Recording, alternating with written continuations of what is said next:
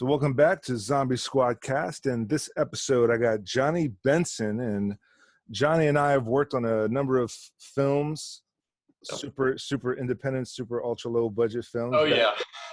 Back in the day, over a course of a few years. And one of them, Drip. And I think there was a couple of... Oh, Drip, yeah. With Dwayne Sanchez, who I had on the show a couple episodes back. And there's been a number of other films, short films, feature films, independent stuff that we've worked on.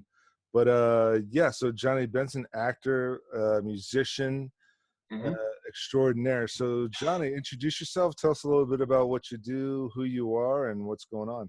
Yeah, no problem, Glenn. Johnny Benson, as Glenn said, I have acted in a bunch of independents. I am a professional violinist. My band is the New Brigade. It's an Irish kind of punk rock band. And also I've kind of shifted my acting. Instead of doing fictional stuff, I actually have my own survival channel on YouTube. And that's pretty much doing music and the Bug Out Boys. That's what I do. Bug Out Boys, yeah. I checked out a little bit of it, and I subscribed to it, and I definitely need to just binge watch the whole thing because I'm not good at just checking out clips. I have to sit down and just binge watch stuff. I mean, if you decide to do so, the nice thing about the way I have it laid out, I have the tips and the reviews and stuff like that, but the actual episodes, I have them in series. So season 1, season 2.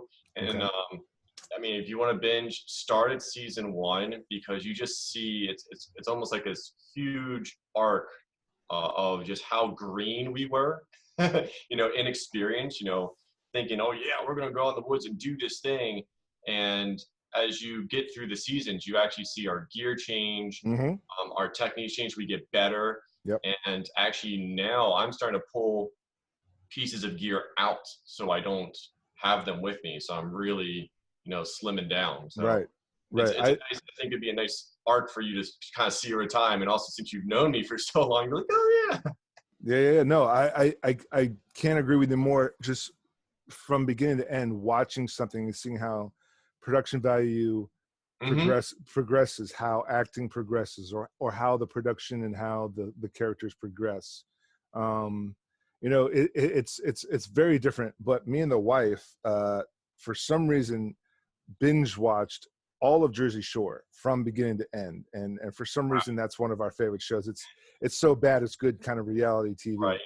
But watching, and then so now here it is, 2020. We binged watched from season 1 to season 6 of regular Jersey Shore, and then binge watching all of Jersey Shore Family Vacation, which is kind of like a later on kind of like new series that they're doing. But anyways, just seeing the progression of the production and how they went from, with the reality shows, how they went from a bunch of guys with steady cams, then they started implementing robocams within the house, and they started using more robocams and less of the crew members. And of course they still have these crew members with these cameras on them if they're going to go to clubs or if they're going to go to some place that they don't completely have 100% control over, like nightclubs or these ranches or these additional vacation homes that they go elsewhere. But yeah, that's something definitely going to do that.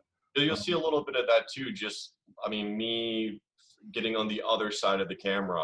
Okay. Because there is no film crew for Bug Out Boys. I took a lot of inspiration from Les Stroud, who is just him and his camera gear. And by doing that, I think it's less reality TV. There's no film crew there to assist or distract. So I had to learn how to be behind the camera and what angles are appealing and how do I edit this together later to make a narrative. And I started off with 1 camera. Now I have 3, working on 4. I have, all of it was camera audio. Now I actually have separate audio that I use. So yeah, it's that you'll see that as well as production value goes up. Absolutely. Yeah. And so definitely going to check that out.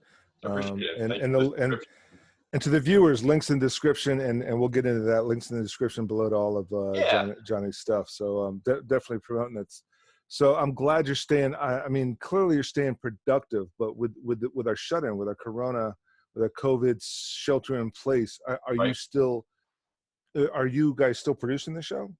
Yes. Because honestly, I don't see why there would be an issue if you're going out to like secluded. Well, yes, I'm still producing Bug Out Boys, but not to the full extent.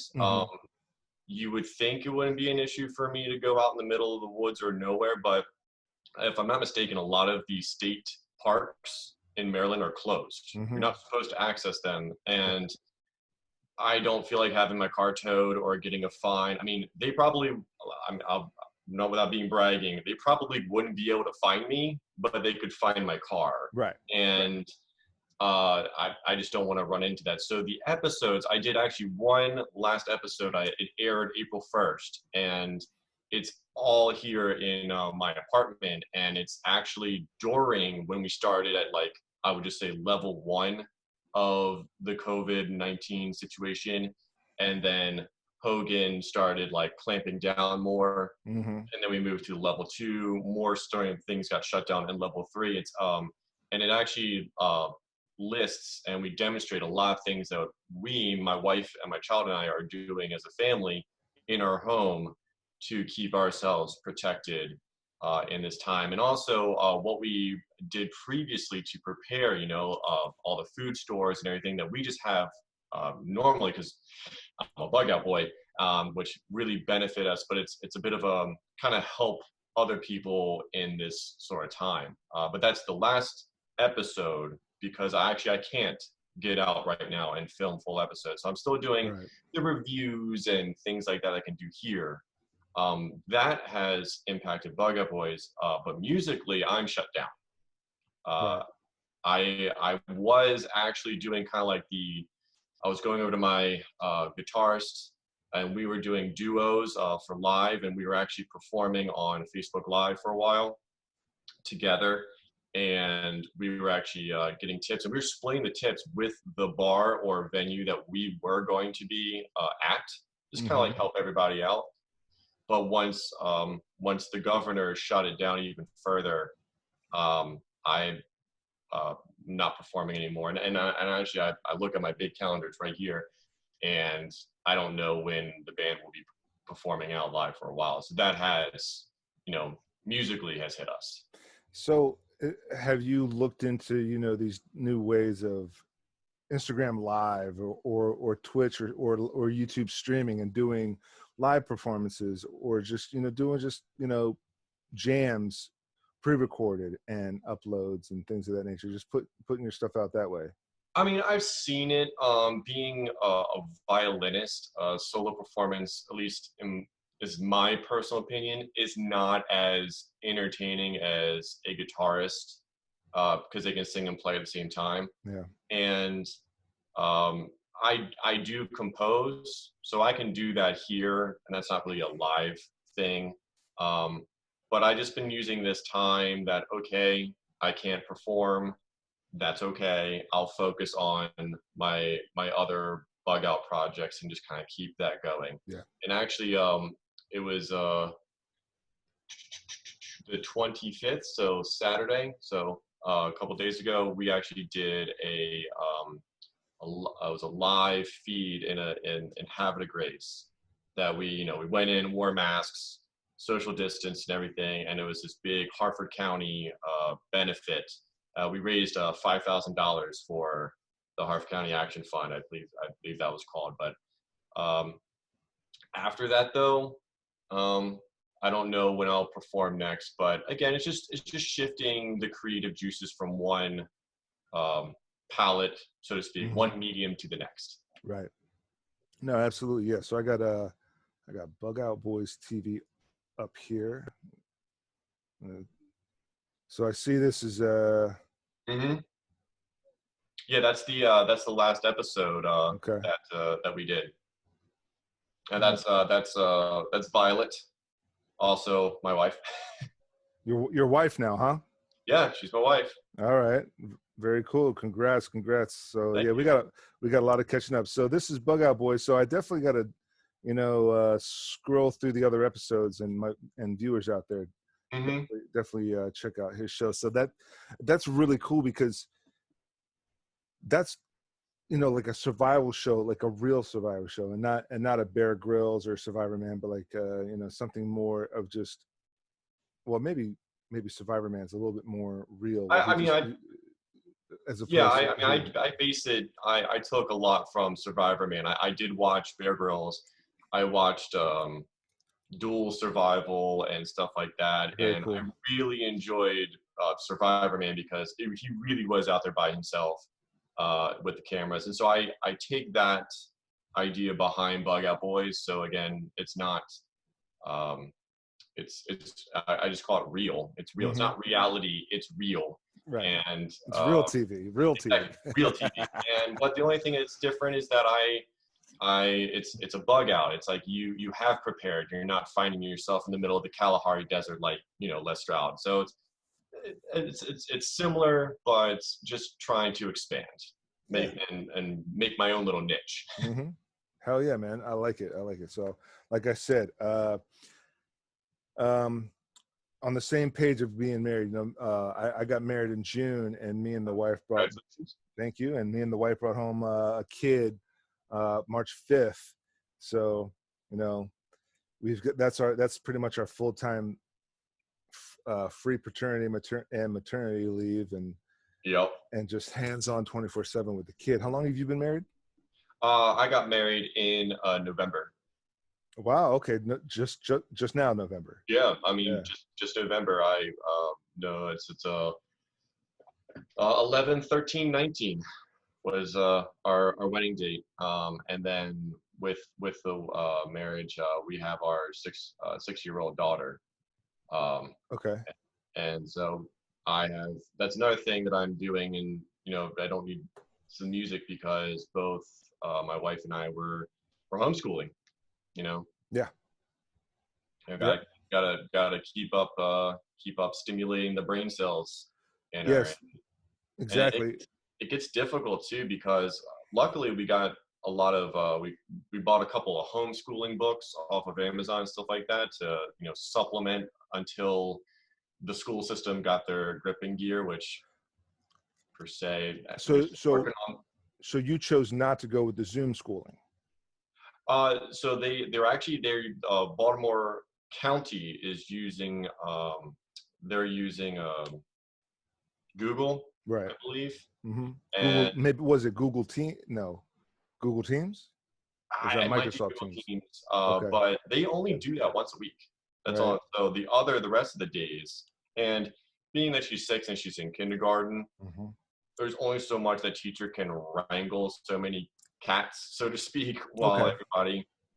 But the rest of the week, we're sitting there at the table and we're doing sight words and learning how to do 2+2, Okay. which has been pretty interesting because they're sending this documentation, and it's Common Core. Well, I didn't grow up on Common Core, and neither did my wife. And we're looking at this, trying to figure out how to teach her how to do 4+4 with Common Core, and we're like, oh, here we go.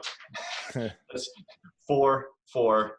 Now you have 8. Yeah. Now you have 8. So yeah, Common Core. All right. I'm going to look into that. See, my wife's a 3rd grade teacher. So, well, then she probably is like right on it because she has she knows how to do that. Whereas there's a bunch of musicians and video editors like myself. My wife works for Baltimore County Health Department.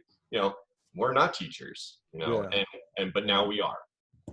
So but I mean, she's doing good. I mean, all things considered, not being able to go outside or play on a playground and stuff like that. That sucks. It's tough on a little brain like that. And I've been trying to come up with different little ideas, games for around the house that we can do to kind of like break up the monotony, if you will. Mm-hmm. Because we're also trying not to do as much screen time. You know, screen time's good, but, you know, play with your Legos. You know, why don't you help me with I'm working on a garden right now on our porch. You know, let's kick. We have a ball. Let's kick around in the house a little bit, or tossing. You know, again, change it up a little bit. Totally, yeah, man. So technically, the wife is on maternity leave because we just had the kid, but she's going to go back to work. She's going to go back to the Zoom schooling, the online schooling, and yeah, so she's going to need, I guess, maybe some technical help from me, being the online streaming technician, the audio video technician. I guess not exactly an IT guy, but you know, with modern technology and doing film and TV and audio video like we do, you're kind of like an amateur IT computer expert. So yeah, I mean, Amanda gets she gets calls with the health department, and she was just running through her speakers on her laptop, and the calls were just, you know, there was a lot of trouble hearing them, and I just went into my filing cabinet here and pulled out a headset with a microphone, USB'd it into her laptop, and boom. Yeah. And oh my gosh, it's so much better. Thank you. It's little things like that. Yeah. So I'm sure you're going to do a great job getting your yeah, exactly. Your headset looks a lot better, a lot cooler than mine. So that's because, okay, so you know, you make a great point with your YouTube channel and your web series, your real TV show, is that for me I think this is a gaming headset, to be honest with you. It's for playing video games, and you know, it's just finding workarounds. Like, you know, it's cool, it's kind of lit up, it looks a little high tech, right? But you know, people understand that, you know, the kind of podcast that I would want would be, you know, you and I sitting across from each other with nice mics and you know, not decent headsets, but nice, you know, microphones with the spit guards, and kind of maybe a set decor like this, and we can have cocktails if we're gonna have and we're actually physically in the studio. But people get it now. It's quarantine, it's shelter in place. Everything is like streaming Zoom streaming and blah blah blah blah blah, and it's finding these hacks. Well, I was thinking about setting this up for you. Right. But I was like, I mean, it would have been great, but I'm sure it would sound better, but you sound perfectly fine. Exactly. The video's fine, the audio's fine, and people get that, and people are accepting, you know, this quality, and that might be the new normal in 5 years. They might accept this quality because it's not necessarily the audio video quality, but it's the content quality. I mean, what are we talking about, and what's important, and how are we, you know, addressing such situations, art, science, or current events, or technology, it's the substance. Yeah, it's the substance. Yeah, exactly. So, I mean, for right now, this headset, and you know, this, you know, I got background. I've got a simple background. I got some branding. You know, like I dig it. I like it. The flags and some of the brandings, and putting those ideas out there, and that's it. That's the background. It's not going to be the other side of this basement, which is going to be, you know, unfinished walls and laundry machines and junk in the corner. But, you know, I found a way to make something look somewhat decent, and people get that. It. Yeah. So, I like it. I dig it.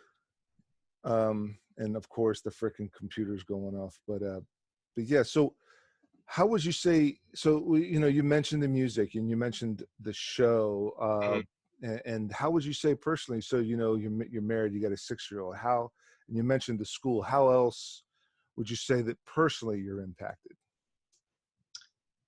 I mean, I guess I think it's more or less like so my mother is my mother and my mother-in-law are actually both immune compromised.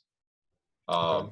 So that puts another layer on things. I'm definitely extra cautious if I go out. For example, I saw my parents. I went down there. They had already quarantined for well, they've never even left their house, I think, yet. But I made sure that I was fine for 14 days, went down and saw them. And I went and saw them the day before I did the Havre de Grace show, because I knew that no matter how much precautions I took, doesn't mean everybody else is taking the same level of precautions. Right. And so I am now waiting another 14 days, well, now 12, to go see my parents again. Mm-hmm. So I think I think the most personal is for me, because again, being a survivalist, a bug out boy, I'm used to being isolated, Mm-hmm. whether solely by myself or with a few people.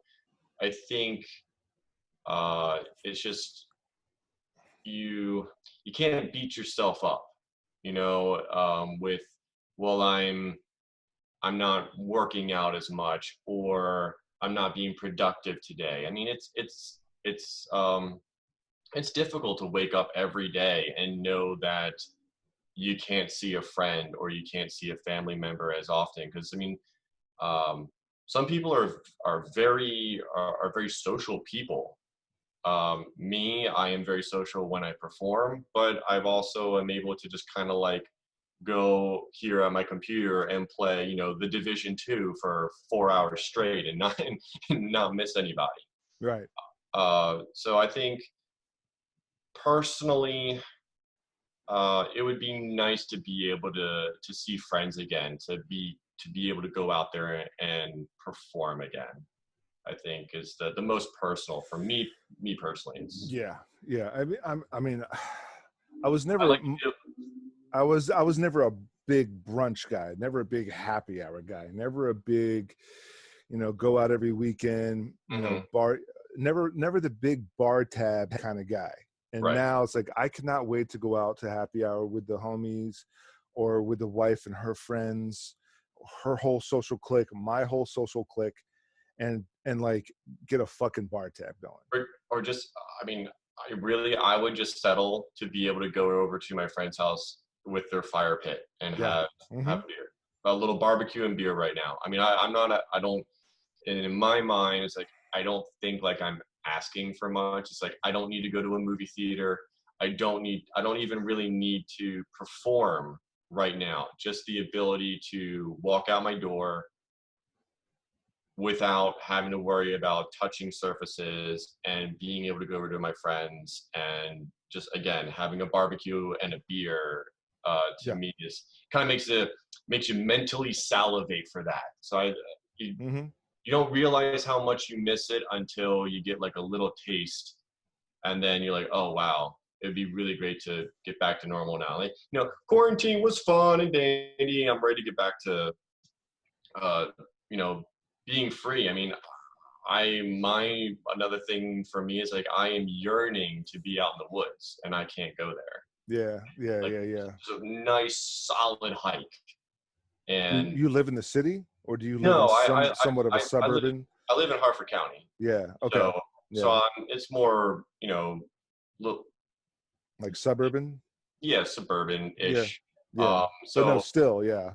But I mean, I have parks, near me, but I'm not supposed to be there. Now I do see cars there, but I just don't feel like running a ticket risk, or a $500 or $5,000 fine, or it's just not worth it.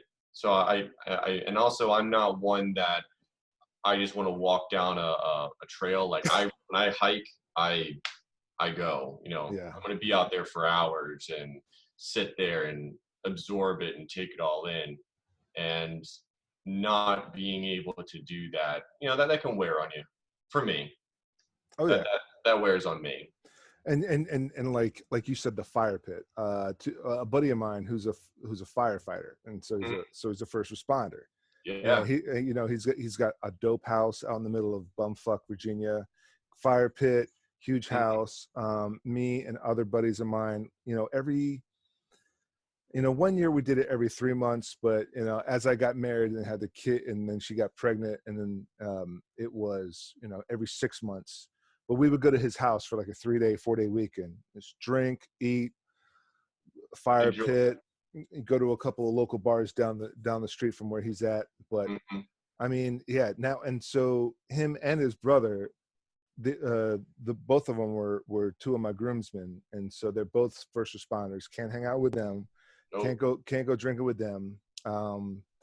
Another one of my, so I mean, really, the only really close friends I have, they were all my groomsmen. But another one of my groomsmen and close friend works in ABA, so he works with autistic kids.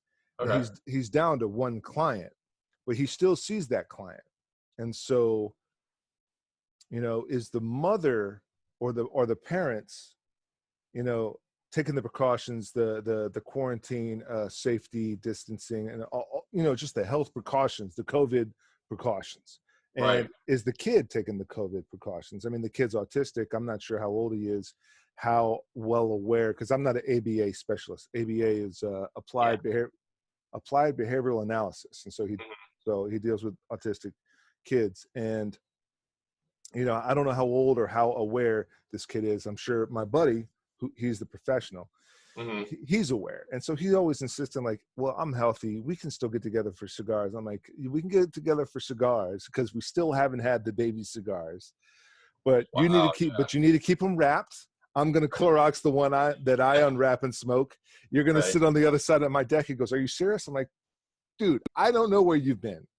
I love you, man. I don't know where you've been. I don't know where TechFall has been. I don't know where Big Bry's been. And then first responders, you deal with this one client, but you can you can sit on the other side of the deck. We'll bump some music, you know, we'll drink beers, you know, drink some vodka or some Jack or something. But we have to. Plus, you know, out of respect to my wife is even, you know, more worried and concerned. So I have my wife and my kid to consider, and so I want her to not only, you know, not get sick, but just be mentally calm and emotionally calm, and be like, yes, stress free. I mean, it's already a stressful situation, and of course you don't want to up it anymore, which I totally get, because, you know, when I go out to, you know, get something from Home Depot or something like that, you know, I'm thinking about, well, making sure I social distance, I have my mask, you know, if I always make sure I don't touch my face and things like that. And know that once I enter our home, like we have like almost like a little clean room set up that. You have that decon room in the front, right? Like in the space stations, like in the space stations. Yep. Like you know, you want to protect, you know, your wife and your child. Yeah. And especially because, you know, as scientists are learning more about this virus, on how it reacts to different age brackets, you know, first it was, you know, the immune and the old and the really young, but now they're finding that, like, children are, not all of them, but they're asymptomatic, but they have it, but you don't see it, so they can be, you know, a carrier. So you think they're fine, they go see grandma gets sick now. And then you also have people in our age bracket, you know, you're 25, or let's just say you're 20 to 35 or 40s, that bracket, they're getting it, and they're stroking out, and they don't even know why, you know. So there's a lot of, you know, I respect when people say, like, hey, I don't know where you've been, because I look at people like, yeah, I don't know what level, because you see some people wearing their mask and it's like, you know, right, it's below their nose, or not wearing a mask, or you constantly see them touching their face. And it's I wouldn't say it's something to be, it's not a scary thing, but it's something that you need to be aware of, and people need to respect your choices on what level that you are choosing to protect yourself and your loved ones. Yeah. So for the last 2 months, I was mainly the one, because the wife had a C-section, so she had extra weeks to recover. And from the also her immune system would be a little bit lower, not right as strong after going through that surgery. Yeah, I mean, during her recovery. Yeah. yeah, you're the guy. Yeah. And so today was the first time for her to actually go out grocery shopping. Mhm. She wanted to do it. She was excited, like, get out of the house and Oh go yeah. do this. And she said, it took her a while to put on these gloves and put on this mask and then, put hand sanitizer on afterward. And it was like all this step-by-step process. And, uh, you know, I've been in the National Guard 10 years, so I'm kind of used to this whole PPE, this, that, and the other sort of deal. And I've done it before, obviously. So uh, it got kind of quicker. So I'd have my gear in the car and then put on the gloves. And I got to the point where I was wiping the gloves off with Clorox wipes, then Mhm. take the gloves off, then hand sanitizer on the skin, and then take off the mask. And I got into like this step-by-step process. And I told her what Oh it yeah. was, and I told her what it was, and I told her again and again and again. And I was just like, just remember, you do this, you do this, you do this. And she goes, I forgot everything that you said. And but you'll get it, And now that she can finally, go out and do some of these errands herself, she's getting used to it. Mhm. But yeah, it's a new normal. Yeah, I mean, it's kind of it's a new normal. But it's also you can see sociologically, with people protesting and getting Yeah. fed up about certain things. It's like the acceptance of the new normal. People are accepting at different levels, and I mean, and it unfortunately it's causing problems. And Yeah. but I can understand why people wouldn't want to accept this new normal. It's not fun. It's It's not not. fun. It's not fun, and it's not going to be fun. But it's kind of one of those things. Like, and I guess you being in the National Guard, me with the survival. Also, I do a lot of shock trauma simulations. Well, I did before all this happened. The understanding that you tighten the belt early, and Right. you fix the problem, Right. and you're still gonna it's still gonna I love the t-shirt sometimes, embrace the suck, but Mm-hmm. get it over with, you'll get done faster. But hopefully, I mean, even me, I would say, like, it'd be nice to get back to the old normal. Of It course. would be nice, but I'm looking at the calendar. I'm listening to president as well as a governor, Mm-hmm. and I'm looking at the calendar and I'm thinking, well, we're almost done with April here, and I foresee May to, I am preparing myself mentally Right. that May is going to be just like April. Yeah. Maybe you'll get a little better towards the end, but I don't. It's not like May's going to come around and everything's back to normal, folks. There's just as there was a slow shutting things down, Mm-hmm. there's going to be a reverse slow reopening things. And if you do that too fast, all this is going to get whipped up again. And I'm hoping people have patience. Yeah. So there's probably going to be, the scientists, and again, I'm not a scientist. I'm not even. I don't even want to be labeled a pseudoscientist. But again, reports, news articles.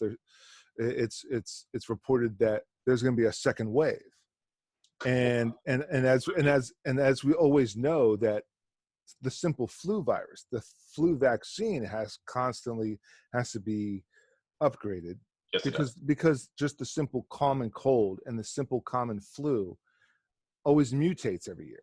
And so this thing is going to do the same thing. Well, I And mean, it already has it mutated, already has, and obviously. they're also I've read some reports because I try to be informed. I read from a lot of different places that people that have had COVID and got better are not immune. Some have gotten reinfected by COVID. Now, is that Mm-hmm. now? I don't know. Again, I'm not a scientist, um, but is that because it has mutated so far, or does it mean that the body just isn't able to produce an antibody to keep this, to fend this virus off. So places that are, you know, kind of reopening right now when we really haven't gone over the hump yet. I mean, if you've read history, the Spanish flu, I think it was Chicago. I can't remember. Made this huge parade to boost morale during the Spanish flu, and reinfected everybody. And then that was the second wave. And I'm just kind of like, you know, we're almost there. Just hold on, you know, to all the protesters out there. You know, I get it. You know, there's a lot of governors out there that are not being really awesome to their state. I know. I think Hogan's been doing a pretty good job, but man, I would not want to be living in New York or Michigan or Virginia right now. I mean, no shit. Yeah, I mean, or California. California. Or California. I think a week ago there was a big protest. Nobody's wearing masks. Yeah, and I mean, I would not want to be in those states. I mean, the governors are not doing. I'll just say they're doing a shitty job. You know, they're using the crisis as a political platform. And but anyway, I get it. But at the same time, like, you're just gonna make it worse. You know, you're gonna reinfect, and then, you know, it's gonna. I'm hoping that people just a little bit more patience. Yeah, I think Governor Hogan for Maryland, I from what I'm seeing, he's doing a pretty damn good job, and I think we're lucky as far as Maryland goes. Maryland, we're a lucky state. We're right next to DC. We're in Virginia, and I think they're all just like, you know, hey, let's work together. What's the best advice? And I think, not to dump on Hogan and not to dump on Maryland or Virginia, but basically there's just like this general opinion that whatever DC does, Maryland, Virginia is going to do it. Whatever DC does. And DC is very strict and very federal. Oh, yeah. You know, it's the capital of the nation. And so whatever they do, we do. And it kind of trickles down from there. And yeah, I mean, so, yeah. Yeah, but I mean, Hogan was doing a really good job earlier on where he was watching New York, and he's like, we're not going to be like New York. Sorry. And right. I really appreciate it. It was actually a chuckling moment watching the different state addresses that he was doing. And I loved it that, you know, he went out and he was like, this is what we're doing. You know, because it started off that you could places, remember 250 people. As long as it wasn't over 250 people, you were fine. And then he knocked that down, I think, to like 50. Right. And then he knocked it down to 10.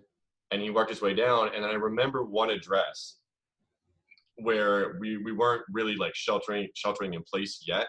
And he said, like, hey, you guys, you're not doing what I'm asking you to do. And you could just hear in the tone of his voice, he's like, look, if you keep on breaking the law, I'm gonna slap you upside the head and I'm gonna make you shelter in place. And nobody listened, and well, here we are. You know, I think he did a really good job trying to be like, hey, you know, work with me. I mean, work with me, you know, stop having your 100-man barbecues or whatever, because, you know, and the different, you know, venues or whatever that were still open, even though they had no business being open. Like, I think he did a pretty good job so far. And we'll see how it goes as we move forward. Yeah. You know, yeah, pretty good job. I mean, you know, in my neighborhood, we'll go on runs, we'll go on jogs. There's a trail. It's nothing spectacular, but what also I've noticed is that how bad would this have been had this happened in the winter and you really can't go outside and enjoy your back porch or your 3 to 4 family member maximum barbecue. Right. Or you can't open up your window. I mean, right now, unfortunately, at least where I'm at in Maryland, it's a little chill. It's still a little chilly, yeah. So the days where we hit like 66 or 70, I mean, every window's open up. But like you said, I mean, if this hit in wintertime And then now that the scientists have figured out that apparently COVID-19 is very susceptible to UV radiation. Well, during the wintertime, there's even less of the sun. So what's being killed off, you know, on, let's say, a guardrail because the sun's beating down on it, well, in the wintertime, it might not be strong enough to kill it as fast. So it's able to, you know, permeate more areas. Right. And also, I mean, I believe BG&E right now is not allowed to shut down any power to any houses or heating or something like that. But again, heat, you know, the ability to heat one's house, you know, because, you know, that plays into it as well. And traveling, yeah, I mean, I'm glad that this is kind of happening in a time period that is a little bit more forgiving weather-wise, climate. Yeah.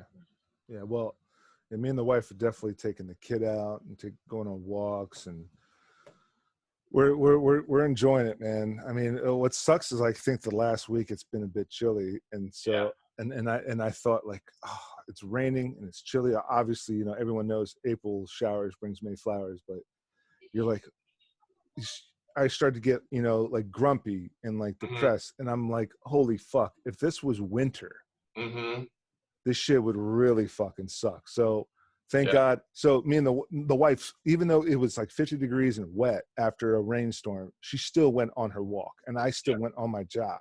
Yeah. We were like, still enjoy this, because if it was 15 degrees and possibly even snowing, then then having to decon, having to PPE. I was about to say that. With the fucking snow. Right. Right. I mean, I was about to say that. I mean, you're thinking about, like, right now, you can go out with a mask, some gloves on, and a t-shirt. And so basically you come back into your home, you know, gloves off, mask off, shirt off, clothes off, and you can just toss that all into the washer and dryer. And if you've been in a dirty area, and boom, you know, hop yourself into the shower, scrub down, you're good to go. But if you're out there with a big old parka and some big old snow pants, and you can wear your gloves, but those aren't, you know, nitrile gloves. You know, those are porous. You know, they're gonna hold stuff inside of them. You can't just Lysol those suckers. You know, you gotta swap your leather gloves, rubber gloves, or your your winter mitt. Yeah, exactly. Yeah, it would have been and all the things that are around your face. You have your mask, but, you know, like scarves and just like everything. It would have been quite a nightmare. I mean, people are already complaining with just a little bit of, you know, PPE that they have to wear now, let alone if they had to wear the PPE with full on, you know, winter layers. Right. It would have been bad. Yeah. So, I mean, like going back to like these protesters, I mean, I get it. Probably, I mean, a lot of these protesters, I mean, obviously some of them, and not to get too political or not to get too agenda based, but clearly a lot of them are flat earthers, and a lot of them are conspiracy theorists, and a lot of them are super conspiracy theorists. Yeah. I mean, some of them are pro-Trump, some of them are anti-Trump. I mean, I really don't. It's a what? Well, that's what you're saying. Some of them are pro-Trump, some are anti-Trump. It's a mixture. It's very interesting. I've been trying to tell people online on Facebook, it's like, you know, they're taking our rights away, and I'm like, no, you know, you still got your freedom of speech. You can still practice your own religion in your home. You might not be able to go to church or mosque or synagogue, wherever you practice right now, for good reason, because you don't want to spread it. But it's, tyranny and all this other stuff. I was like, and I'm trying to tell, like, look, when they come for your guns, when they try to take your guns away, then you need to be worried, because that is what protects the rest of the amendments of the Constitution, is that you are able to defend yourself. Sure. And You know, except for like a few states, like, you know, again, New York is not being really cool with that. Neither is Virginia right now. Mm-hmm. But, you know, except for those states, you don't need to protest that your rights are, you know, I should have the right to choose to wear a mask or not. I'm like, you know, really? I mean, your rights are not, I wouldn't say your rights are like, that's not the hill to die on, that your rights are being taken away. Right. I mean, Right. it's more, and wearing that mask is not about, it's not about you. It's about everybody else. It's about everybody else, because I think right now, this whole COVID safety quarantine, you know, fines for not wearing a mask and fines for not sheltering in place, fines for crossing state lines, it's on the same level as a fine for a speeding ticket, arrest for drunk driving, fines for speed limits, fines for red lights, fines for stop signs. Yeah. And so if, how do I put this? Because I was giving this analogy. I was giving this analogy to somebody else. So you're riding a motorcycle within limits, but without a helmet. That's going to kill you. Right. You're riding, but you're driving a car drunk. Fucking drunk. That's right. Not only can that kill you, that could kill a lot of other people too. Mm-hmm.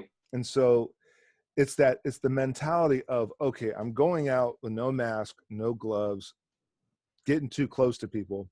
It could spread, which will spread. This is how viruses work. Yes. Okay. And so, you know, you don't have to be a doctor or scientist to know that. And you don't have to be a doctor or scientist to know that driving drunk is going to kill other people. That's why there's DUI laws, DWI laws. That's why there's stop sign laws and red light laws and speed limit laws. No, exactly. And so it's not, so if a speed limit is not an impediment on your rights and red lights and stop signs, then everything else that has to do with the COVID and the quarantine is not an impediment on your rights. It's a restriction and a regulation for the safety and sanctity of the fucking community and society. And it's temporary. And it's temporary. And honestly, I think for at least the state of Maryland, you're only required to wear the mask when you go to like Home Depot, like when you're in the building, I believe. I don't know if he updated that or not.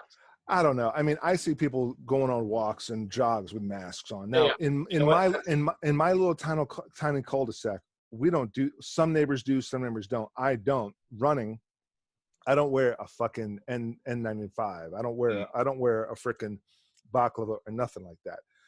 Balaclava. Yeah, baklava is a fucking dessert, right? Yeah, it's Greek dessert. It's a Greek, really good. Balaclava. Yes, I've had a baklava before. But I don't wear a mask of any kind when I'm running. I don't go near people though. Yeah. If I see somebody, I cross the street. Before it used to be racist, and now it's the new norm. Get on the other side of the street, I'll wave, and I'm just running, and I just run past them, and I'm 6 to 9 feet. Yeah. I'm not wearing a mask when I'm running or walking or going on walks. I am wearing a mask. Going to errands, yeah. All errands. Yes, I mean, yeah. Yeah, any errand that you're going out where, especially if you're going to be in a closed environment, or you're going to be waiting in a line per se. I mean, just because it's just, again, it's not when you were talking about the fines for these things, and people were like, "Oh, I'm being fined for this," and I said to a lot of people, like, if people would just do this for the betterment of society, for the nation, there wouldn't have to be a fine. Right. But the only way to get people's attention, and unfortunately, I feel like in America now, is to put a dollar amount to it. Right. Because that's what you hit people in their fucking wallet, they're going to listen. Exactly. Yep. And it's unfortunate, but if people would just do it because it's for the good, just for a little, just until this is over, then you wouldn't have to have the fines. And again, like I said, it's temporary. I mean, now, if we're in, July, and numbers of COVID is gone, and they're still requiring you to wear a mask, and they haven't lifted the shelter in place, well, then you can start being upset about it. Right. But we're nowhere near there. So, I mean, here's another question. So you got all these people out protesting, you know, bullshit quarantine, bullshit restrictions, da da da da. Now, that person, let's say 3 years ago, that person was at work. They had a coworker come into work with the flu or a cold, coughing and sneezing. Would they say, "Why didn't you stay home today? You're gonna get us sick"? And now that person is out there protesting against the restrictions. It's the same thing, but it's got to be nationwide, because people out of the fucking blue are getting infected with COVID-19, like out of the freaking blue, man. Yeah, it's not even like they had direct contact with a known person that has the virus. It's all of a sudden, boom, they have it. Well, how did you get it? I don't know. And I'm not knocking Amazon. I'm not knocking Grubhub. Or I'm not knocking, you know, takeout foods. But people are getting it from these, just touching mail. Oh, and, yeah. And, like, and, I mean, and so you have to take your precautions and just wipe everything down. Nothing, because just no one ever knows anything. Really. Well, no one ever knows everything, I should say. You have to be personally responsible for your well-being, and I think a lot of being this kind of like wraps back into, you know, being a bug out boy. I'm always promoting self-reliance, and I've often had people come up to me and be like, "Oh, you're the survivalist bug out boy, you know, why do you do this?" And I said, "Well, you know, what happens if your car breaks down?" And like, well, someone will come fix it. Well, what if they won't? Or what if they can't? No, someone will come fix it. But what if they can't? It doesn't. What if they can't? But it never clicked in their mind. Like they refused to believe that no one was going to be able to come and get them, or, you know, or the power to their house is knocked out for a long time. That they're just assuming that it's going to be fixed in no time. And it comes back to the self-reliance and the taking ownership of your own well-being, that you need to wipe down those boxes or your mail, or if you do decide to order in food. Actually, that's in the episode that you were previewing the viral pandemic. I mentioned that, yeah, it's pretty awesome that you can still order food in, but you don't know where that bag has been. You don't know where those food containers have been, if they've been wiped down or not. How many deliveries did that guy do all day? Before his house? Has he sanitized his car, his door handles? You know, it's just, I can go on. Yeah. And so it's your personal responsibility to make sure that if you decide to take that risk, that you need to wipe down all that stuff before, and wash your hands and everything else before you bring it into what I would say your clean area. Right. But a lot of people don't have a lot of personal responsibility nowadays, unfortunately. They don't want it. Well, you're right. Unfortunately. You're absolutely right. So, I mean, I think it's a mix of, you know, the kind of the conspiracy theory mentalities and the flat earther kind of mentality, just the stubborn, hard-headed, closed-mindedness, but also a mix with, as simple as it fucking is, cabin fever. It's The Shining. It's it's just basically a bunch of Jack Torrances and Jacqueline Torrances out there losing it. Oh yeah, I mean, and that's where I kind of like, I wish they would stop, but at the same time, like, I get it. You're going crazy. You know, you got to get out. You got to do something, and because it's, you know, cabin fever is a real thing. But yeah, it's tough. Hopefully, again, we'll get through this quick enough. Yeah, I mean, in no time, because, like you said, we're gonna get through it quick, because me and the wife, you know, a couple of days, we were like, when is this gonna end? Oh my God. Have we cleaned the laundry? When was the last time I showered? But at the same time, we're like, holy fuck, it's almost May now. Right. Actually, my wife and I went to my calendar and just started, you know, ticking off the days, because I hadn't done it in a while. You forgot to, and you realized. I forgot to, right? And I did, and all of a sudden, boom, all of April, it's just black lines. I'm like, holy crap, where did April go? Yep. And we're about to, I mean, Friday, May 1st. and you and I are lucky. We have a kid, we have a wife, and we have a child, and that's like our main priority. And that is, and the next thing I know, the day's gone. Like every 3 hours, diaper change. Every 3 hours, diaper change, baby bottle. Right. Maybe watch something. Maybe work on a passion project, and then you hear him crying. Go run up, diaper change, baby bottle. Next thing, it's 10 p.m. Time to go to bed. Get up the next day. And so, these people need to find something better to do than do these protests. Like you're doing your show. I'm doing my show. I've got other passion projects. I'm writing some scripts. I'm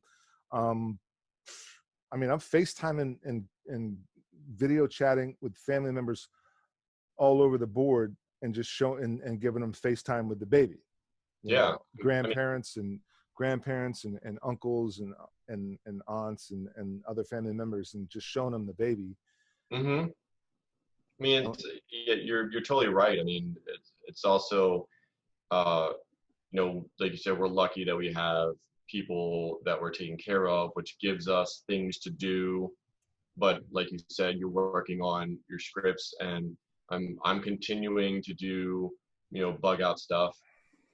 You know, finding little projects that you can do, and in the midst of your day, you know, you can only watch Netflix or Hulu or Amazon Prime for so long. I mean, you got to engage the brain. And I think a lot of these people, if they had a hobby or could find a hobby, granted, I understand, you know, hunters and fishermen, that's your hobby. You're a little SOL right now, but you know, how about, you know, if you're, I don't know, if you're a duck hunter, why don't you try carving up a duck decoy for, you know, I don't know, like, you know, try and practice.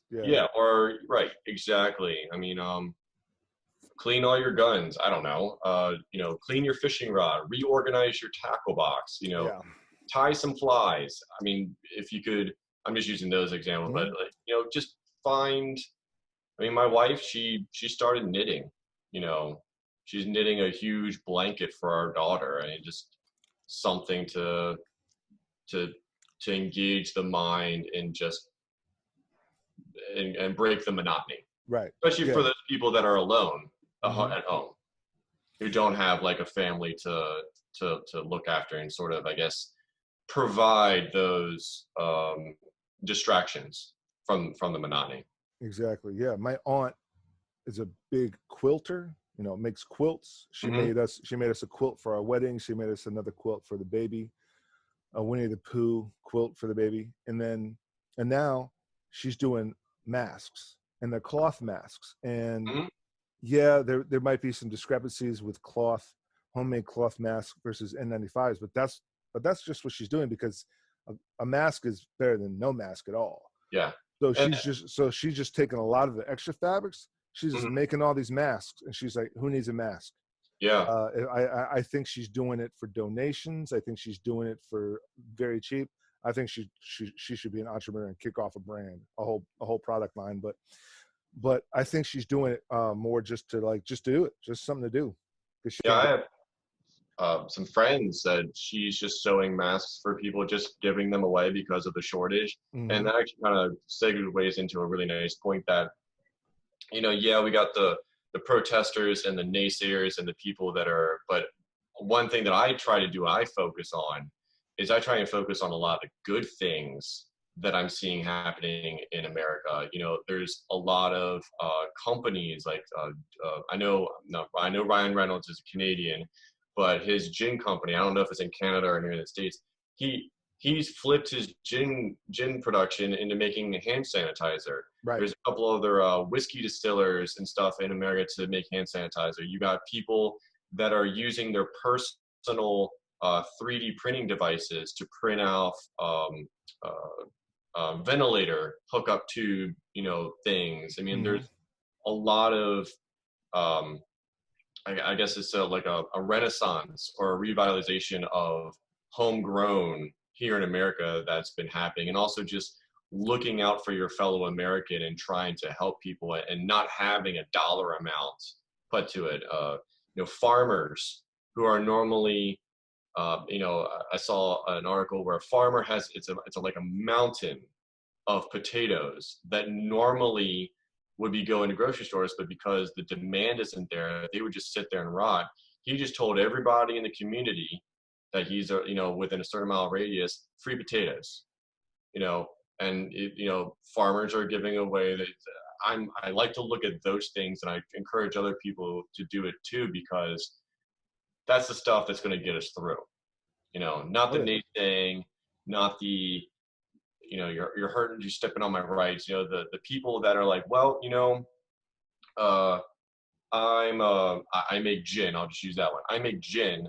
Well, a lot of people, they still need gin right now, or whiskey, or bourbon, or beer. So I'm glad those people are still doing it. But like, hey, we can shift a few of our stills over and make something that first responders need, and people who have sewing skills can make some masks that, again, they might not be N95s, but they're better than nothing. And better than nothing. And I think that is something that I love looking at and seeing happening in our country. That people are doing these things that are really, they're innovative, they're innovating, and they're helping their fellow American. Absolutely. That's why, that kind of helps me get through the day when you see all the negative. You look over here on the more positive things. It's really, I actually, and this is an Australian scuba teams. I don't know if you saw this. The scuba tours, they're not happening, right? So all those people that normally would give the scuba tours are instead, they're planting coral. Okay. So how awesome is that? Doing these little things, for the environment and for the people. It's that's what I like to look at. Yeah, positivity. Just find a way to turn a bad, make lemons out of lemonade. Exactly. Yeah. Everybody just wants to take those lemons and throw them at people. And it's like, no, man, just make some lemonade and maybe even make a buck from it from a lemonade stand or something. Mm-hmm. But in this case, it's got to be a safe, sterile lemonade stand. Right. Right. Yeah. So, yeah, man, a lot of meat there. So, moving on to a different subject, because by all means. Geez, just all these naysayers. Is there a series? Is there a movie, a series of movies, or is there a series, a TV show, or a episodic thing that you've been binge watching, or that you just watched and really stood out in your mind? And I've binged watched a lot of things. I bet. You got the time. I think the first thing, though, that really kind of hit home was just when this whole pandemic, it wasn't even a pandemic yet, it wasn't declared. I think it was called Pandemic on Netflix. It's a documentary. I think it's called Pandemic, but it's on Netflix. It's a documentary, and it's just documenting what these different countries are doing to try and prevent a pandemic, prevent the next spread of SARS or MARS or swine flu.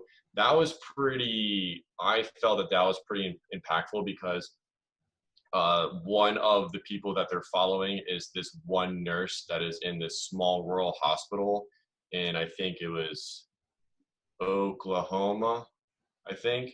Anyway, just out west. And the amount of hours that this one doctor she pulls 72-hour shifts. Wow.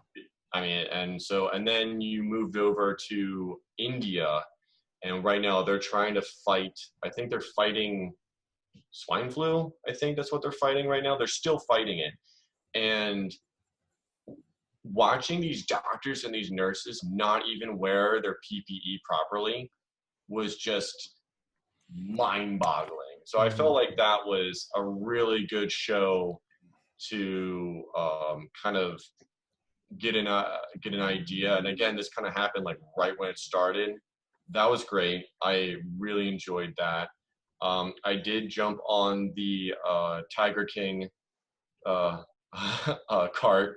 That was just a train wreck that you couldn't turn away from. I haven't. The wife just doesn't have the mindset yet to jump into it. Yeah, we're watching more comedy stuff. Yeah, So, yeah. I mean, it's actually in a way it is a bit of a comedy, to be truthful. I was trying to tell her that. But. Yeah, but I mean, but the pandemic was definitely. I encourage a lot of people to watch that. It has a lot of really good information about what people are doing, how a virus works. Because a lot of people may not understand epidemiology as well as others.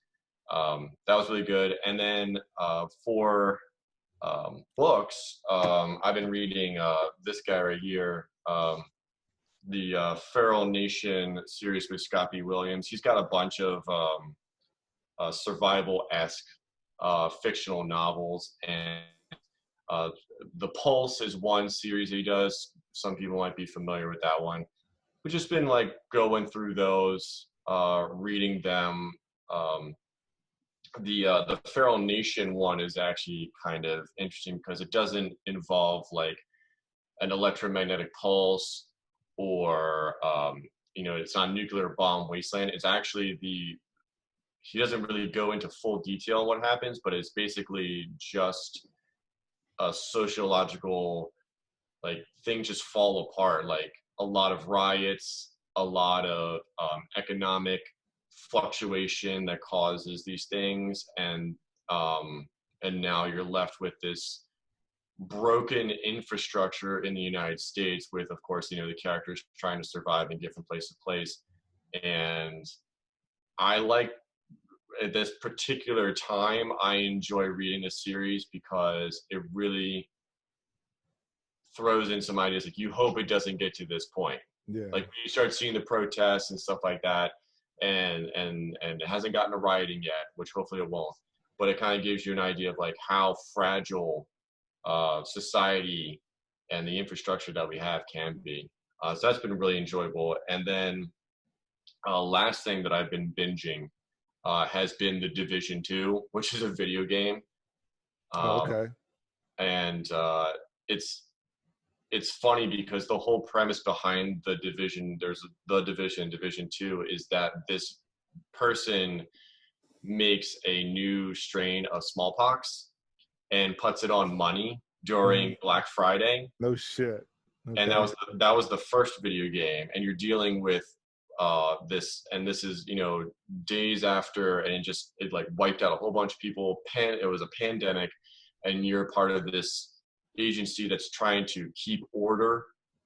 And so the Division 2 is set in DC and during the springtime instead of the winter, and it's just, you run these missions and you hear these people talk about contagions and viruses and antibodies and all this other stuff. And it's funny, my wife will sometimes be sitting on the bed behind me doing work, but she can hear the game, and she's like, well, isn't that ironic or a coincidence of, because of what people are doing. So that's what I'm doing right now to kind of pass the time.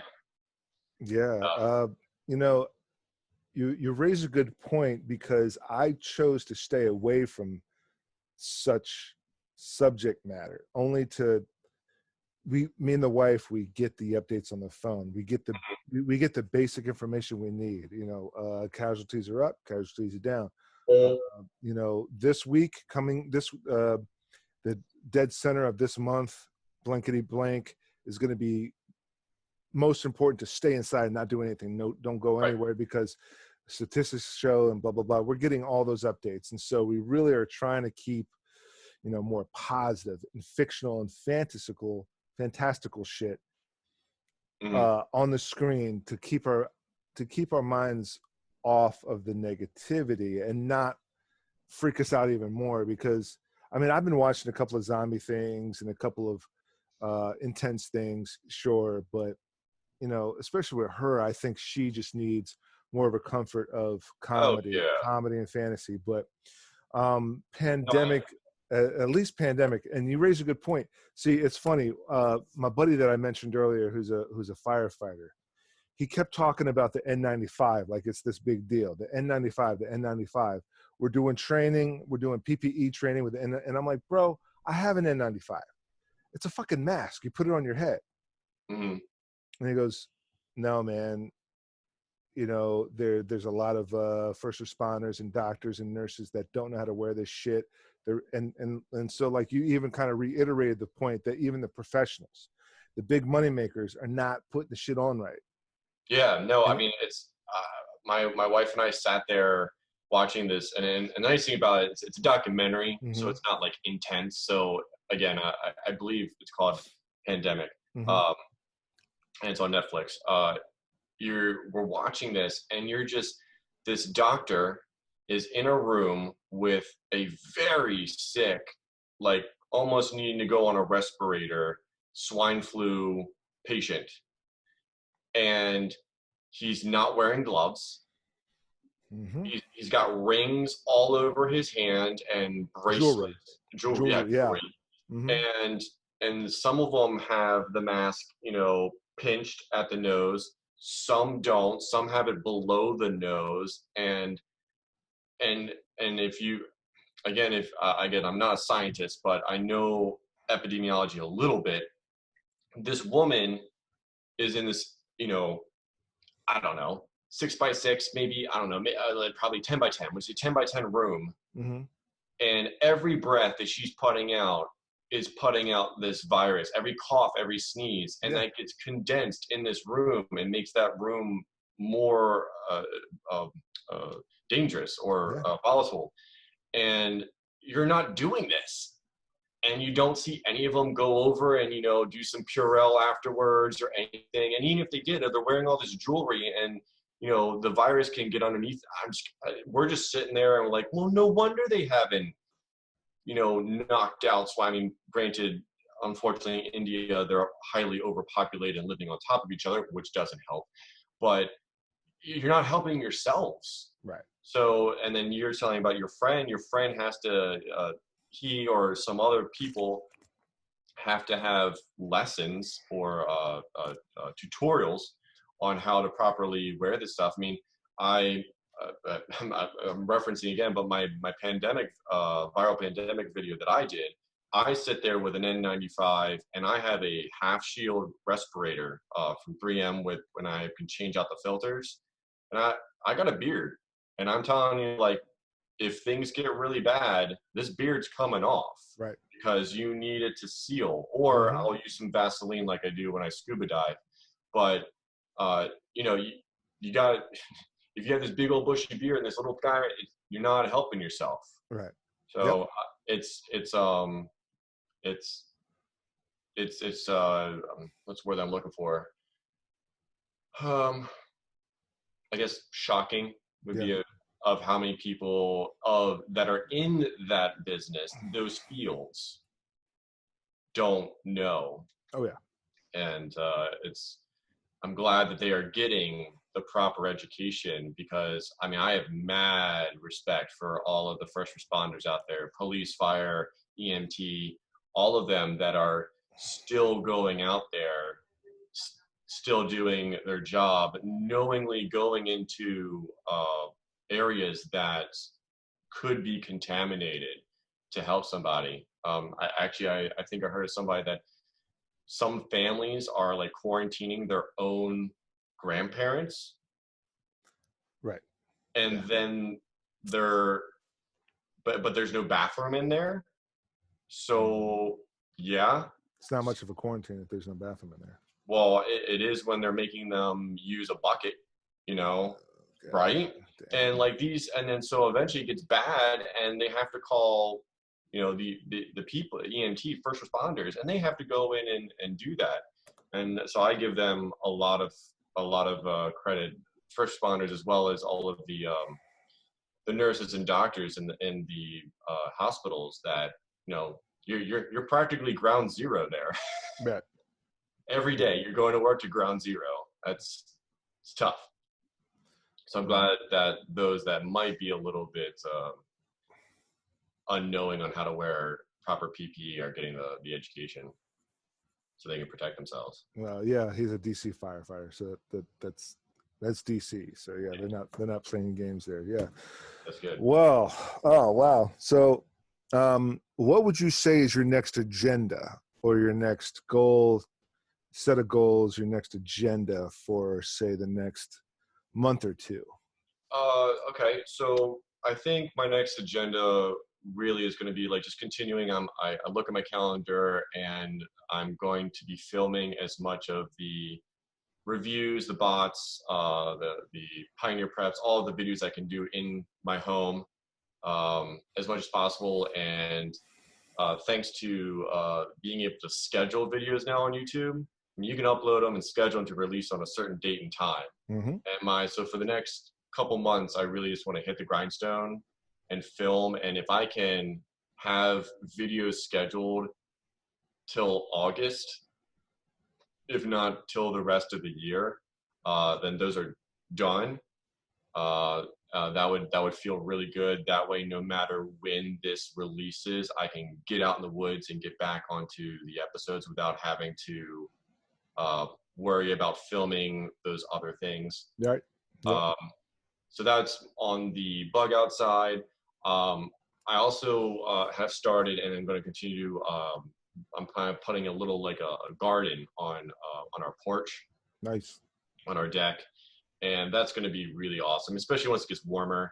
Being able to go out there, trim, see things grow, it kind of gives you like, I know you lose track of days, but you go out there and all of a sudden your tomato plant has tomatoes on it. That's kind of a good feeling. You've made that grow.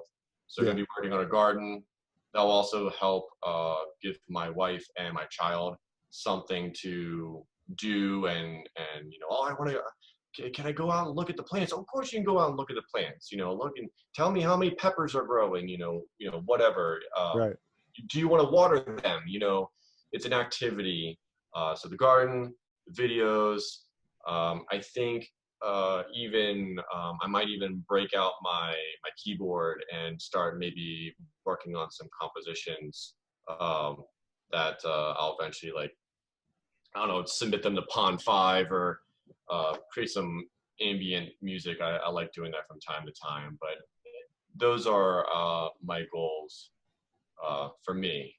And then of course, continue to hopefully keep my family safe and entertained, and continue the education of our daughter. Because you're coming into the end of the school year anyway, and I don't know if they're going to try and do a summer school once everything is decontaminated or not. I don't know. I just know that I want my daughter ready to rock first grade when hopefully, come the fall and schools open up again, she's ready. Yeah. So those I think are my big goals. If I can get that stuff done, that way, when this lifts, not if, when it lifts, I'm hitting the ground running. Me and my family, we're all hitting the ground running, and we can enjoy life. There's no reason not to go over to a friend's house for that barbecue and beer that we've been jonesing for so long, because all of our work is laid out and done. We did the hard work now, or so we can kind of really enjoy later. Yeah, and the biggest thing that I took, the biggest thing I picked up was entertaining the family, keeping the family entertained. Mm-hmm. Now you have a 6-year-old. I have like a 6-week-old. Right. Really 8-week-old. 2-month-old. Right. But entertaining them and making sure shit works, because one of my big money makers was not only live streaming and acting and filmmaking, it was AV work. So, for example, you got a conference at a hotel, setting up the speakers, setting up all these different monitors to show all the different brands of all the vendors. There's those big conferences at hotels, and you're doing those huge screens and projectors and then smaller monitors. And so it's a lot of like HDMI and HD TVs and getting a signal from a computer or a display or whatever. And so I find like I've been doing a lot of that shit around this house, like mounting TVs to the wall, and preferring to buy smart TVs. So everything's inside of it. All you gotta do is fucking plug it in. Yeah. All the apps are inside that right, TV. They're already built in, yeah. Yep. And that's a great point that that you're saying you're modifying or you're upgrading your home, and that I want to kind of continue to do that. Like funny enough, I obviously I'm unemployed at this point because no music is happening right now. So I got a little bit of something from the government, and instead of using it to, like, I don't know, buy a toy, we'll just say that, I actually bought a nice little end table for the family, and it was like the best thing ever that we did for the house. Something new. It's functional. It's great. So a lot of I think a lot of people, if they kind of like work on their own home, that you have time now, and as long as you're doing okay financially, you have the money to do it. This is a perfect opportunity for you to fix that banister that's broken, or you've always wanted to mount that TV, or put in a Wi-Fi hotspot. That's stuff. I mean, me, since we're in an apartment, I don't get to do a lot of permanent things like that. But I plan on actually, I've been slowly buying car parts, and I'm probably going to redo all the brakes on my one vehicle and switch out the brakes on my wife's vehicle, because not going anywhere, and I have the skill and I have the time. Right. So, and just waiting for the weather to warm up just a little bit more. So again, finding things that you can do with your home, or yeah, I've done all that. I'm all out. You're all out? Yeah, I'm all out of that shit. And when we bought it, when we first moved in, I kind of jumped, because I'm full-time freelance, I jumped on all that shit when I had the downtime between gigs. And now, does Alexa run your house yet? She actually, it's funny you mentioned that. The wife just asked about Alexa. She wanted me to buy her an Alexa. I have a tech savvy friend. That's what he does. Yeah. And he can tell Alexa to start his car, or he can tell Alexa to unlock the back door. Or yeah, if you got those smart locks, yeah. Well, yeah, I mean, you gotta put the infrastructure in, but like, I mean, he's done a lot of that stuff. So I mean, you say you've done everything, but maybe you do those, like, the smart outlets and the smart switches, where he's like, Alexa, living room at 50%, and all of a sudden, that's not a bad idea. That's not a bad idea. It could give you something to look into. Smart home and Alexa, yeah, that's not a bad idea. I mean, you got the skills. Well, we had to start with like the basic infrastructure, like repainting everything and patching drywall. That's the important stuff. And I had to, like, I kind of glued down. So we had on the back deck, in the downstairs back deck, we have 2 sliding glass doors. It's like 2 small ones instead of a big one. It's a weird design. One of them won't even fucking open. The other one opens real well. So I kind of I sealed it. Since it won't open, or it's almost impossible for someone of my great strength to open, I just decided to fucking just seal the whole thing. And I did a painting on it. So it's a big glass, but I did a painting from the inside, so that when you're outside looking, it looks like 2 dogs and a couch. Okay. And then I want to paint, and so that painting's already there, and then paint over it again, so that on the inside it looks like a blue sky with hills and trees. Oh, okay. See what I'm saying? Yeah, well, that'll be a fun project.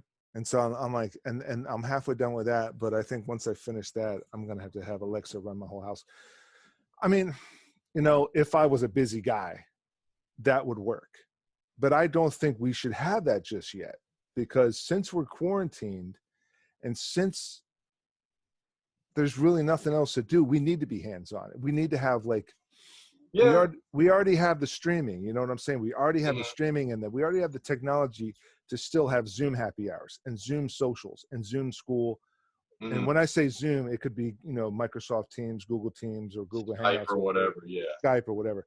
I'm just using Zoom because I've been doing so much Zoom with all sorts of different projects, but video hangouts and socials and happy hours and my parents, the grandparents seeing the kid all the grandparents and all the distant relatives seeing the kid on the video. It's like, maybe I should be walking all the way upstairs to fiddle with the AC and then walk all the way down. That's a way to get exercise. You know, That's, and I would not disagree with you on that. I think especially when, a lot of people are joking with, the COVID-20 or the COVID-19 pounds that everybody's putting on because they're not moving. I agree with that. I try to do my best. I'm not great, but I try to every day, because to do like some push-ups or some pull-ups.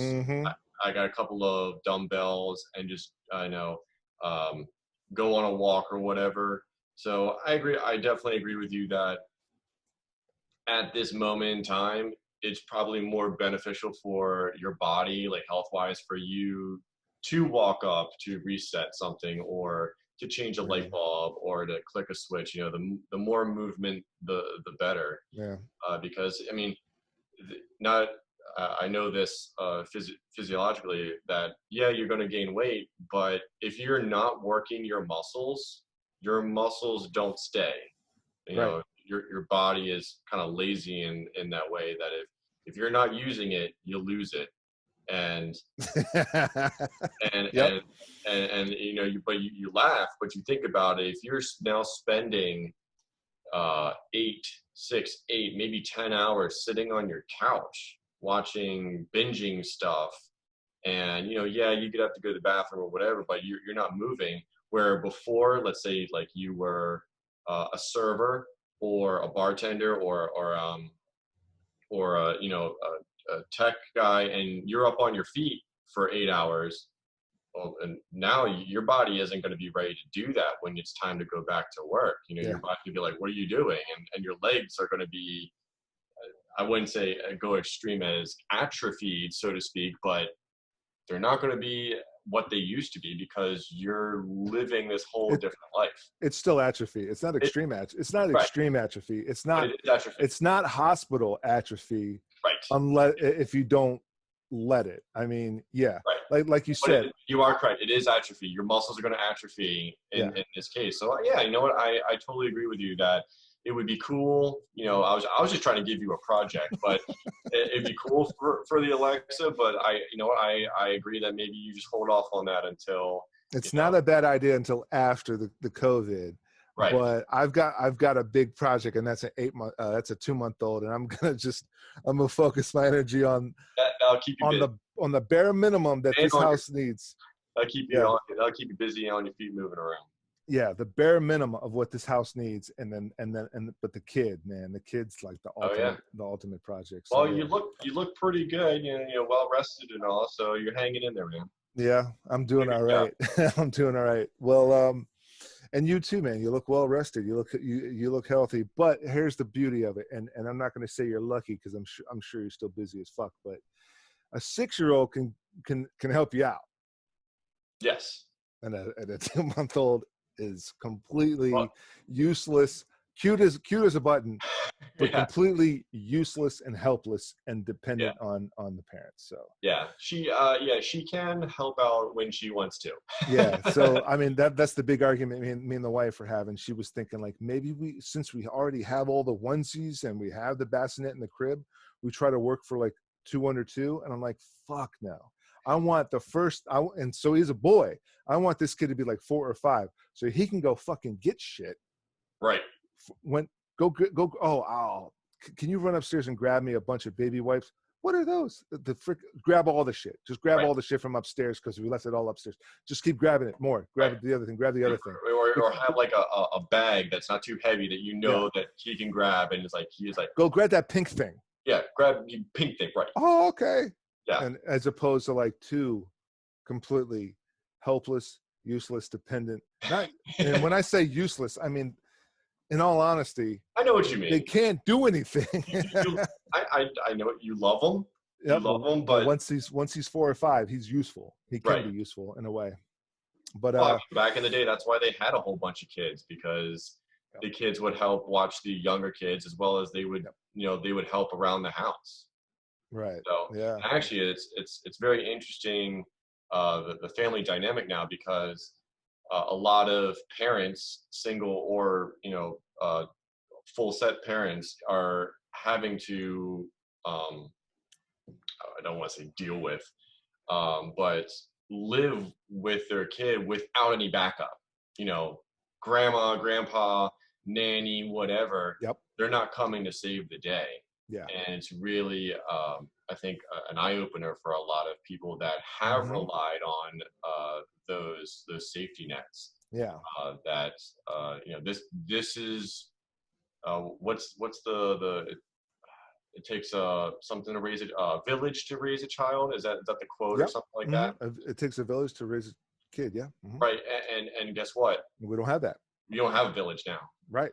You know, and I think that's it's a different perspective, and I think it's really opening up some eyes of some parents on what it takes for you to be a parent 24/7. Whereas, you know, you could maybe get that 5-hour break, you know, because you went to work or something like that, and now it's like nope.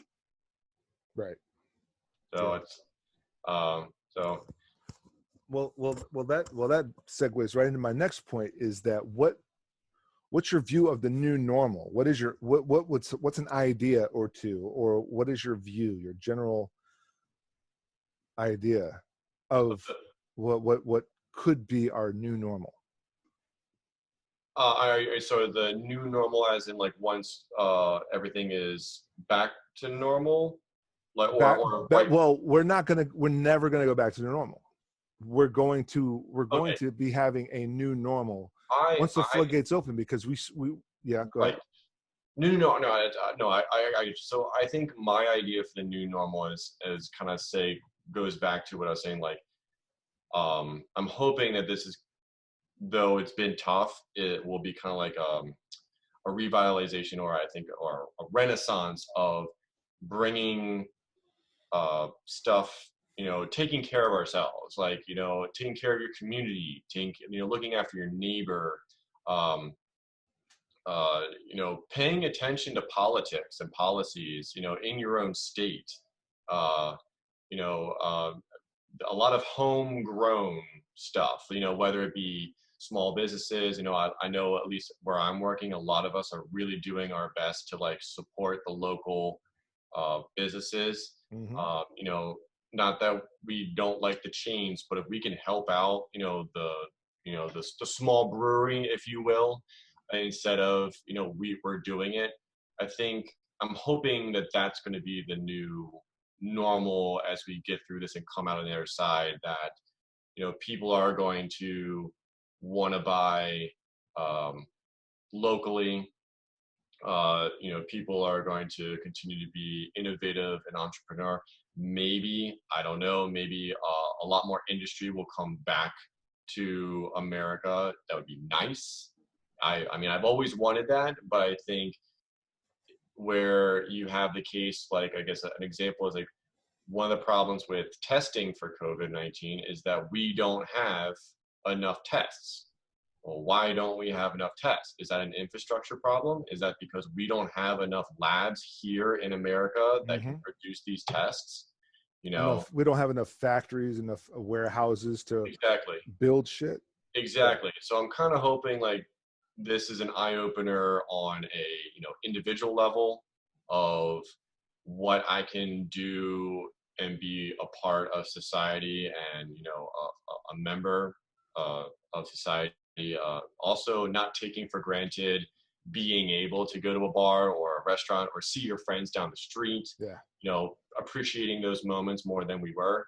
And then moving up to states, again, understanding who you're voting for, you know, and then also working on a national level of, you know, companies looking after the people that buy their products, you know, with people, you know, doing the whole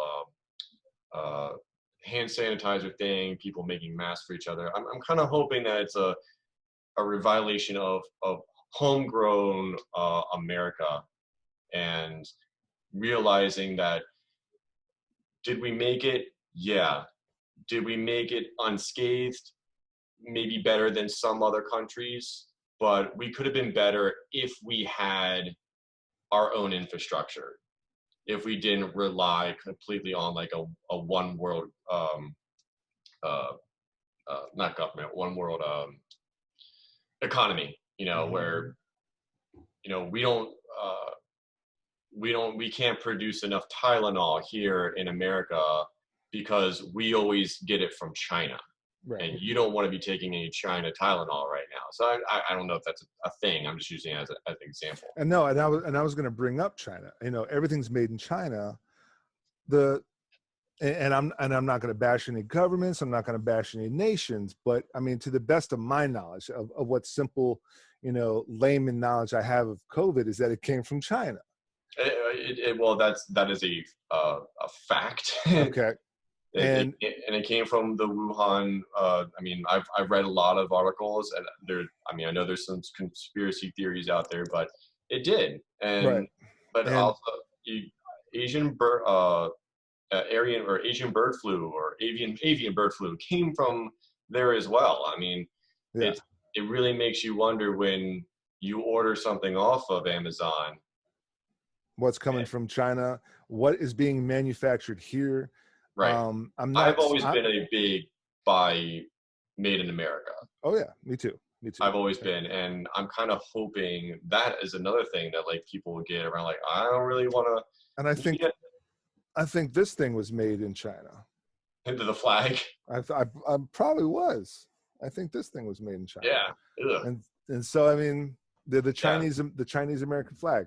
That's like a long joke, but yeah, I'm kind of hoping, that because there's nothing wrong with imports and exports, but no, we need to like rebuild our nation's economy with product and with manufacturing and with produce and bringing the workforce of our product. If we're going to be eating it, using it, building it, shipping it, and we also need to be making it. Mm-hmm. Because all this country's doing is spending and not. Yeah, we're importing and spending is the most. I mean, yeah, we're the biggest corn producers in the world, which is great. But I think we're actually the only ones. I don't know, because corn is a North American. But I mean, that's great. But like, again, I'm hoping that the new normal will be a focus back on America, starting in the home and then branching out into the nation. And I kind of really hope it not. I am an American, obviously, so I hope it happens here. But I really kind of hope it happens to other countries as well. I mean, Italy and Spain that are getting reamed right now with the COVID, and hopefully they do that. It's not. I don't think it's ever been taboo or should ever be taboo to really want to buy something that's made in your own country. I understand that you can't do it all, but I think I always take a lot of pride when I find something like a flashlight or a knife or whatever. A lot of the gear that I take on bug outs, I try to make sure the majority of it is made in America, because I want to support those local businesses, but I'm an American and I want to have an American backpack, and that's absolutely. And I think it would be perfectly fine for an Italian to be like, I'm an Italian and I want an Italian backpack. Italians can have Gucci. That's absolutely right. So absolutely. And let's make our own version of that. So I'm hoping that's my ideal new normal, is that sort of mindset. I'm hoping. I know it might be a lofty hope, but I'm hoping that's what it happens. Well, I love it. If you had one point to close out with, one bit of advice, one point, what would that be? I would just, for the people that are viewing this, I would just say hold fast. I know it's tough. I know, cabin fever, the masks, do your homework. Don't just believe one media, whether it be Facebook, NBC, ABC, Fox, you know, do your research. And then just stay safe. You know, again, it's not necessarily about you, it's about everybody. And if we all just do our small little part, and yes, it may be a little bit inconvenient, but if we all just do that small little inconvenience, like a month or two of inconvenience versus the rest of the year, the big picture is going to be worth it in the long run. That'd be that. Yeah. Hold fast. Stick with it, and we'll get through it. Hold fast. Absolutely. I love it. Hold fast. Well, you heard it here. Johnny Benson, Bug Out Boys. Any other socials, plugs, links you want to put out there? Sure. Again, Bug Out Boys TV. That's on YouTube. You can also find us on Instagram. And again, it's at Bug Out Boys TV. So we're on Instagram. We're on Facebook. I said it already. YouTube. We got a Patreon channel as well. And then I actually am rocking one of our own shirts that I've designed. Bug Out. That's on Spreadshirt. Check us out. There's a lot of really good information on there, from, you know, wood stuff to even, you know, stuff that we're dealing with right now. And then if once this is all over with, and we're in the new normal and we're able to get out there, check out the New Brigade. Come and see us, have a beer with us. We love to entertain, and you can find that on Facebook as well. Well, you heard it here. Johnny Benson, New Brigade, Bug Out Boys. And to my viewers out there, like, subscribe, share, comment, thumbs up if you loved it, thumbs down. I don't care. Ring the bell for notifications, and check us out next time.